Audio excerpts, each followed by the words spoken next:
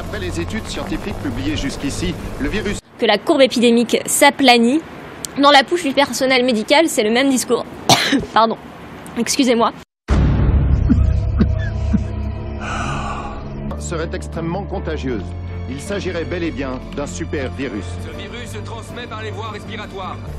Mais très récemment, à Shanghai, dans le Zhejiang et le Jiangsu, il a été fait état de cas avérés de transmission du virus. Ne pouvait se transmettre à l'être humain que suite à un contact direct. D'autres cas ont été signalés en Indonésie et au Vietnam. Ravi de vous retrouver sur France 24, votre rendez-vous avec l'actualité africaine. C'est maintenant une édition à nouveau consacrée au Covid-19. L'Afrique n'est pas prête à ces complots Covid-19. L'Afrique n'est pas les laboratoires du Covid-19. L'Afrique n'est pas prête à ces complots. Les églises fermées, les galeries et les supermarchés fermés, ni vendre ni acheter.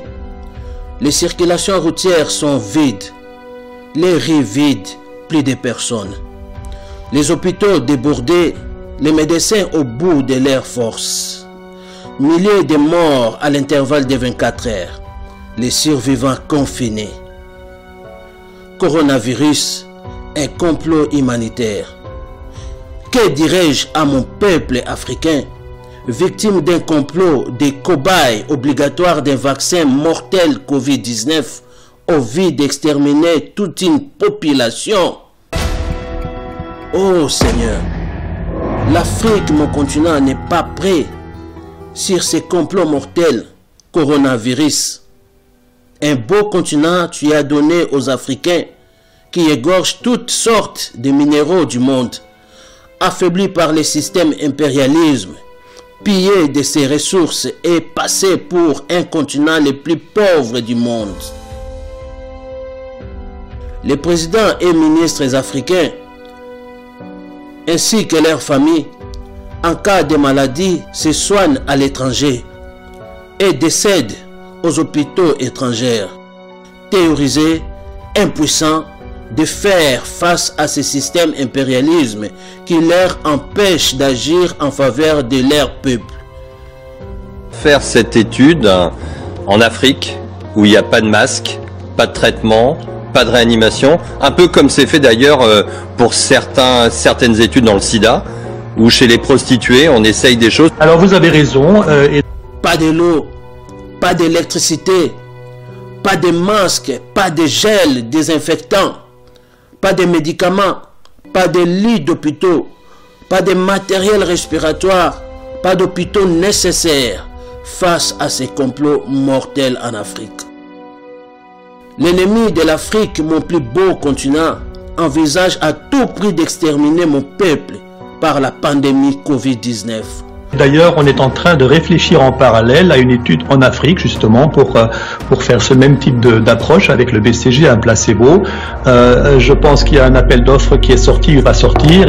Oh Seigneur Dieu, je suis au bout, j'ai plus de force. Tu es le seul espoir et protecteur de mon peuple. Que ces plans mortels soient retournés à l'expéditeur, signé au nom de Jésus-Christ. Cet ennemi a créé des armes à feu de nos propres minéraux. 16 missions de l'ONU en Afrique.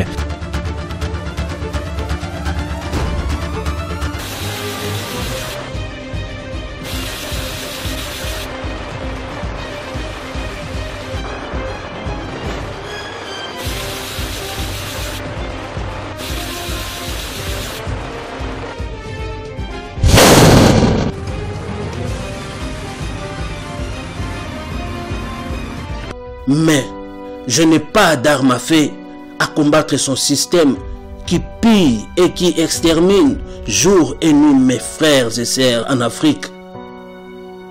Tout ce que j'ai comme une arme, ma conscience, ma foi en toi Seigneur, ma détermination et ma parole. Je ne vais pas être égoïste de ne pas faire passer ces messages à mes frères et sœurs africains. Tout comme toi, mon frère et ma sœur, tu ne resteras pas égoïste de ne pas partager ces messages pour sauver notre Afrique. Je ne veux pas que mon frère et ma sœur morts prématurés. Nous avons été choisis aussi pour faire ces essais.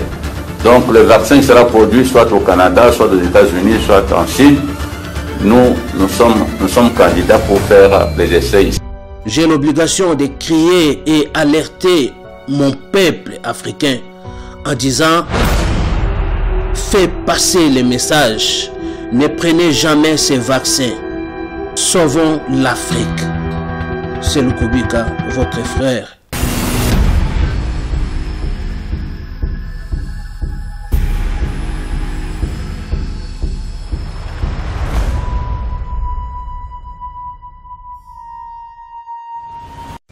En portant votre masque, vous ne courez aucun risque. Ne l'enlevez sous aucun prétexte.